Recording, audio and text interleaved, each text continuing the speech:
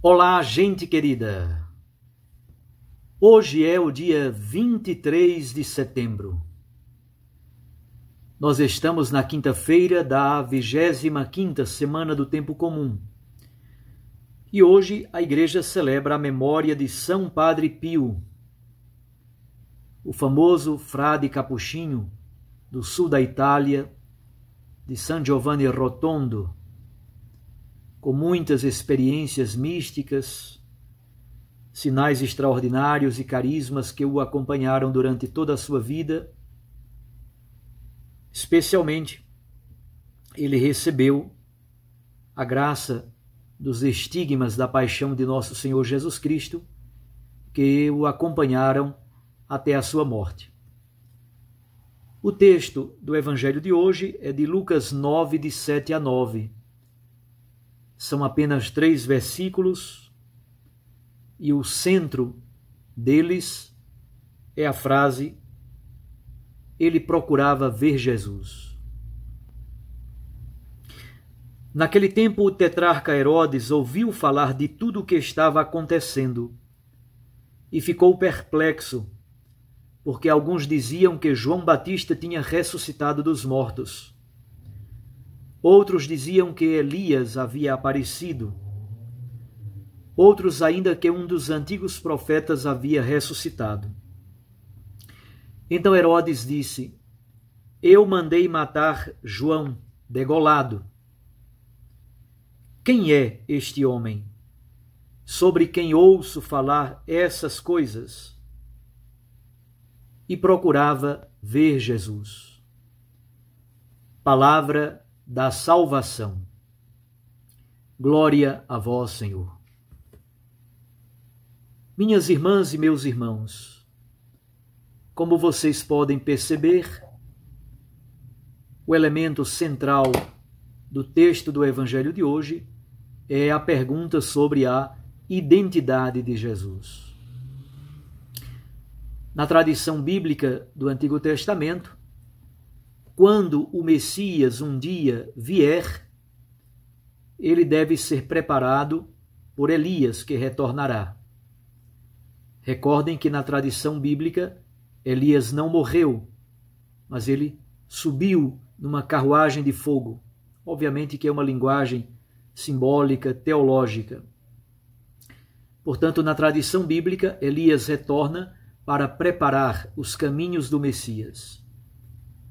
As pessoas então se perguntam se Jesus não é Elias. Outros se perguntam se Jesus não é João Batista, exatamente porque alguns imaginavam que João Batista fosse Elias, o preparador, o precursor dos caminhos do Messias. Então não seria Jesus, João Batista, que ressuscitou? Outros ainda dizem: ele não seria um dos antigos profetas do Antigo Testamento que teria ressuscitado? Aparece então Herodes. Este Herodes é Herodes Antipas. Quando Jesus nasceu, o Herodes que reinava era Herodes Magno, Herodes o Grande, governava todo o território de Israel. Depois da sua morte, o território foi dividido entre os seus filhos, Arquelau, Herodes Antipas e Herodes Filipe. Depois Arquelau não soube governar e os romanos tomaram conta da Judeia por meio de procuradores ou governadores ou prefeitos. Quando Jesus era adulto, a região da Judeia era governada por Pôncio Pilatos e a Galileia, juntamente com a Pérea, era governada por Herodes Antipas. Portanto, se trata de Herodes Antipas, tetrarca da Galileia. Herodes então diz: olha, eu mandei decapitar João Batista, portanto eu tenho certeza que não é ele. Mas Herodes desejava entender qual era a identidade desse homem. Ora, se ele, Herodes Antipas, mandou matar, mandou degolar João Batista, muito provavelmente na sua cabeça, a missão de Jesus também deveria ter o mesmo fim. Também ele deveria ser controlado e morto. isto é, alguém que estrutura o governo do seu reino na injustiça e na violência, não pode estar contente com a ação missionária, com o ministério público de Jesus, com o seu cuidado com os pobres, os deserdados, os doentes, os pecadores, os impuros. Jesus é a mão estendida da misericórdia de Deus e percebe que estas multidões estão exatamente como ovelhas que não têm pastor, ovelhas que não têm governante, estão abandonadas, feridas, machucadas, famintas, doentes, verdadeiramente como ovelhas que não têm pastor, ovelhas que não têm governante, ovelhas que não têm ninguém para cuidar delas. Contudo, o texto diz que Herodes Antipas queria vê-lo atirar pelo comportamento extremamente violento de Herodes Antipas. Podemos supor que as intenções de Herodes não são as melhores. Aliás, o Evangelho de Lucas prepara uma cena do final, no processo de Jesus em Jerusalém.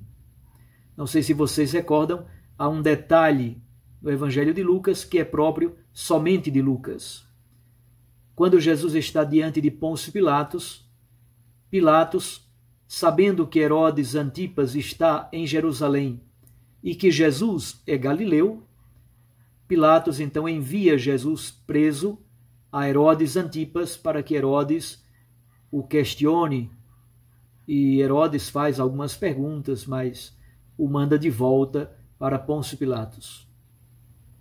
É interessante então perceber que, de algum modo, nesse texto do capítulo 9, já está antecipado aquilo que vai acontecer no processo da paixão e da morte de Jesus. Pilatos mandará Jesus prisioneiro diante de Herodes Antipas.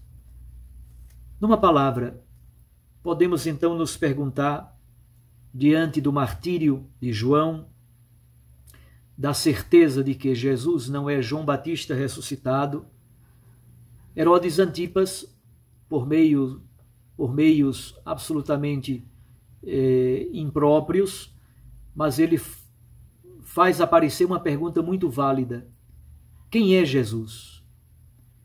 E nós também nos perguntamos como é que nós nos aproximamos, como é que nós procuramos ver Jesus. Isto é, há muitos modos de ver Jesus. Herodes Antipas quer ver Jesus, mas não tem interesse de converter-se, não tem interesse de tornar-se discípulo, não tem interesse de segui-lo, de deixar-se guiar pelo ensinamento do reino de Deus que Jesus propõe. E nós? Como é que nós queremos ver Jesus? Como é que nós queremos encontrá-lo? Como é que nós queremos conhecê-lo? É por curiosidade? É por oposição? É para levantar questionamentos àquilo que Jesus propõe? É por necessidade? É por barganha? Um certo comércio de toma lá da cá? Queremos tirar proveito das curas, da palavra, das ações libertadoras? Jesus que enche a barriga da multidão faminta, cura os enfermos, expulsa os demônios. Nós podemos construir um relacionamento religioso também completamente contrário àquilo que é o verdadeiro desejo de Jesus. Herodes quer ver Jesus e se pergunta: quem é este homem? Esta é a mesma pergunta que temos no coração. Mas nós precisamos purificar as motivações desta pergunta.